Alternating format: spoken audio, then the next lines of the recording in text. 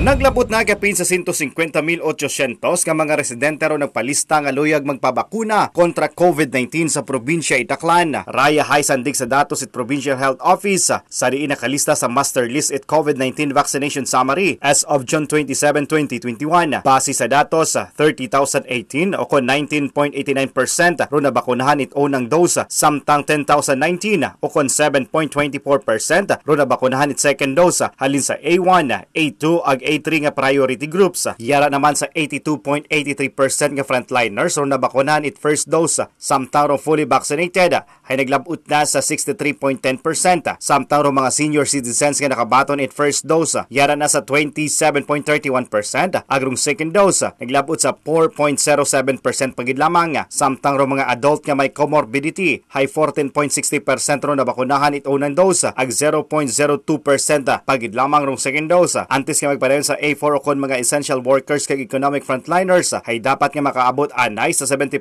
ro mabakunahan sa A1, A2 ag A3 groups. Ginalauman nga magadiretso na rong vaccine rollout sa makaron nga bulan it Hulyo ag Agosto kadungan sa pag-abot it bulto nga mga bakuna sa pungsod.